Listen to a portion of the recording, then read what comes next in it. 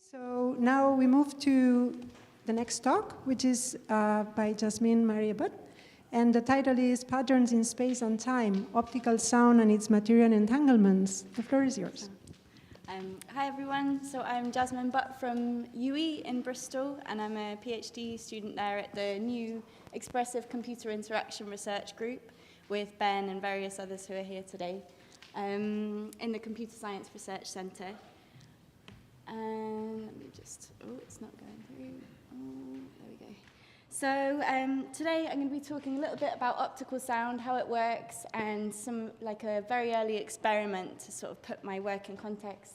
Then I'm going to talk about materialist filmmaking approaches and how that kind of parallels with some of Barad's thinking around entanglement. And I'm going to talk then, just give a brief outline of my ongoing research and my PhD around some of these ideas.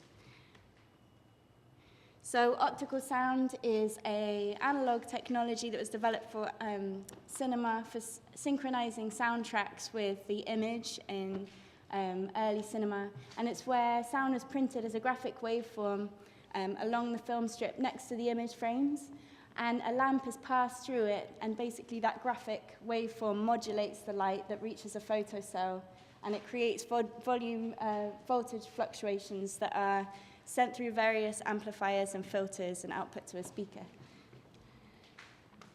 So in my own background, before I started this research, I was playing around with various different methods of printing graphics onto the film strip in ways that kind of spill out into the soundtrack area. And I was doing one of these experiments here, just using it enlarger in the darkroom with a phone screen and using touch designers to sort of expose frames, frame by frame. And I'll just show a little video to show you this project's sort of early, very messy and grimy analog beginnings. So hopefully, I might need to turn this down quite a lot, because if it plays. Ooh.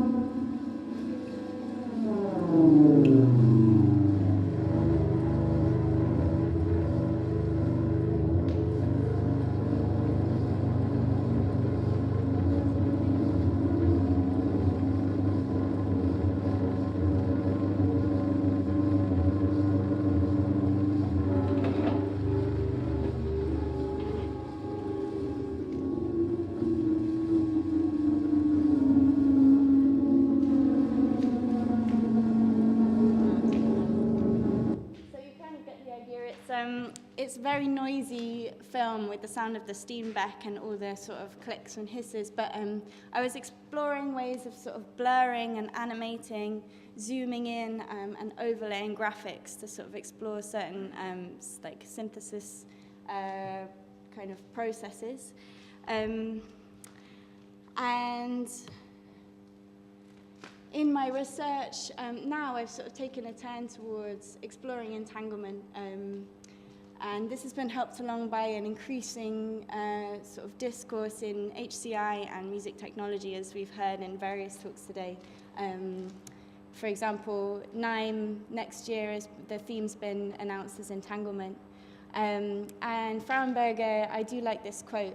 He kind of is imagining what it might mean like an entangled HCI might mean.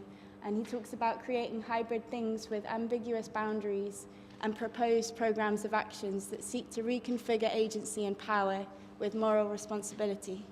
And on the subject of ambiguous boundaries and reconfiguring agency and power, I'd like to talk a little bit about the Materialist filmmakers and the London Filmmakers Co-op.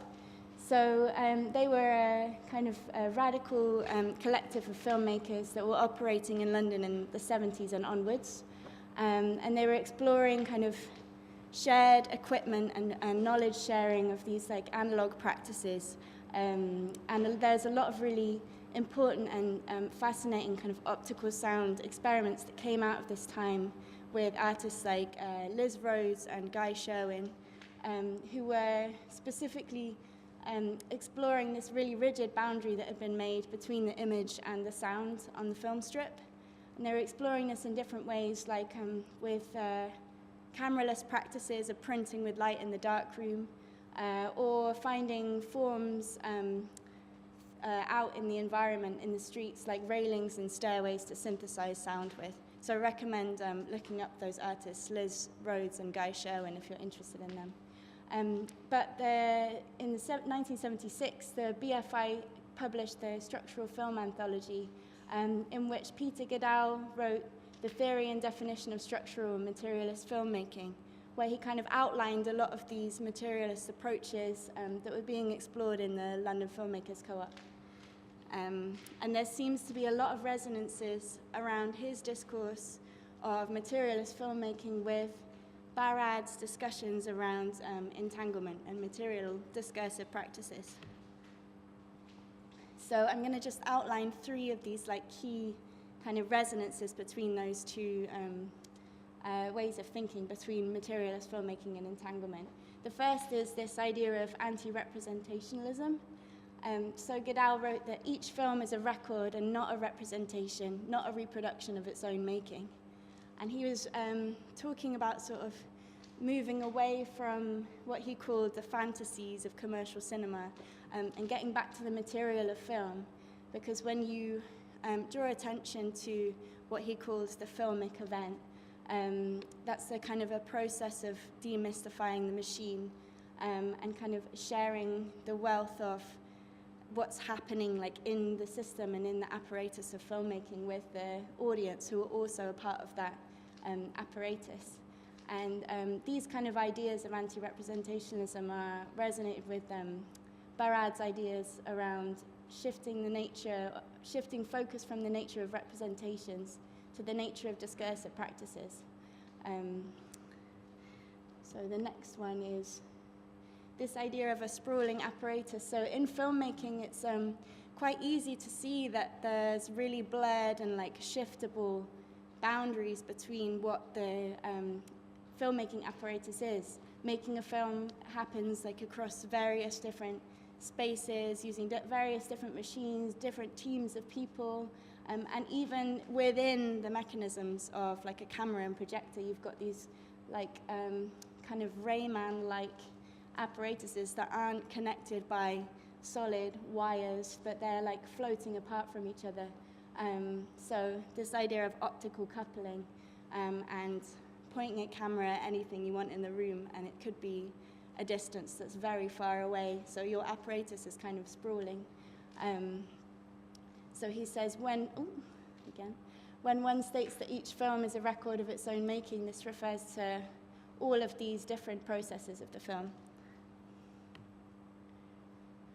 And the third one is a fabric of differences. He kind of makes reference to Derrida's idea of a fabric of differences, but he's talking about this materially.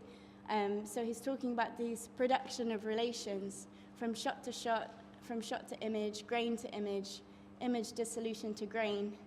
And he's talking about the ways that these differences, the material differences of the film, are what makes the film. And this is really similar, again, to Barad's thinking that apparatuses produce differences that matter. So I just find it really interesting that in 1976 there was like a very kind of similar exploration of these ideas through the materiality of film. So in my own research, I've been exploring creating digital optical sound systems in order to bring some of the things I find really interesting about optical sound out of the darkroom so that you can kind of interact with it in real time with like multiple people in workshop settings. And I've been exploring it as a kind of a pedagogical tool as well of understanding and learning about synthesis and sound waves.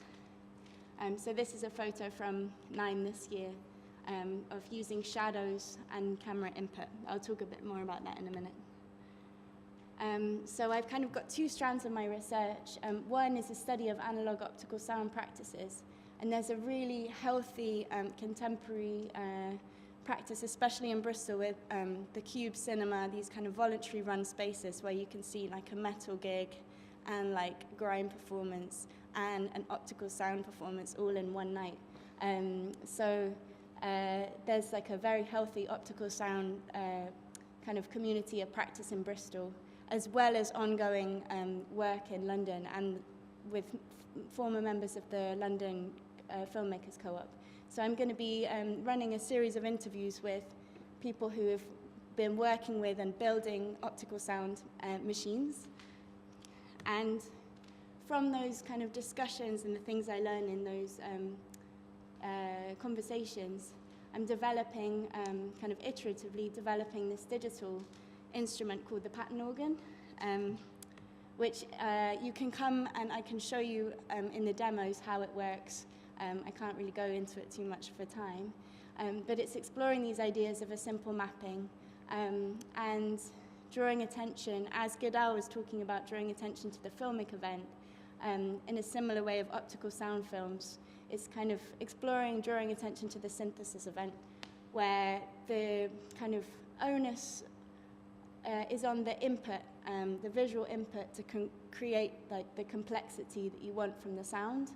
And it kind of allows for multiple different ways of exploring pattern in the environment or through like making practices, textiles, drawing. So that's kind of what I've been exploring in workshops.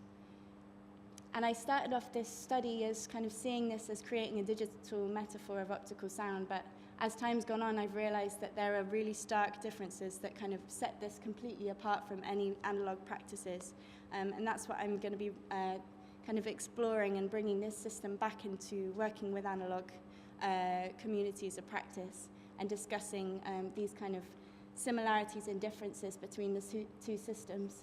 So obviously there is potential for live interaction, but the sound is trapped inside the frame in a way that with analog optical sound it's not. With analog optical sound you can kind of have this continuous waveform, but with a digital camera input it's kind of trapped as a wavetable synthesizer forever, and it has those like constraints. It also has a real smoothing out of errors, so there's no like lively fizz and kind of, as you saw in the early video with certain frame-by-frame practices, you kind of have this sparkle and fizz of optical sound that kind of is like a really special part of the practice.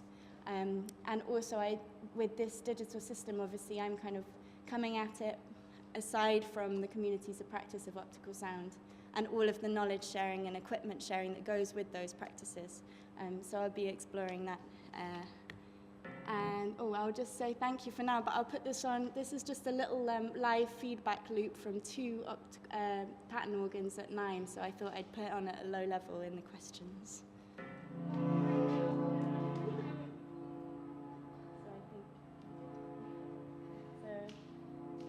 Thank you.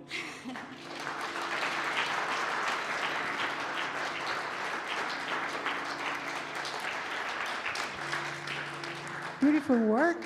While we ask Steve to start setting up, there is time for a few questions. Yeah? I should just turn this up. Thank you. I guess, yeah, your talk reminded me a lot of like the double slit experiment and kind of like the interaction kinds of things. And I guess I was curious, like in your own creative endeavors, did you find more meaningful like co-production through kind of some of the visual aspects, the sound aspects, or did you sort of see it as kind of one thing, this like a kind of optical sound, or did you kind of, or do you still kind of see them as separate things? I see them as separate sometimes.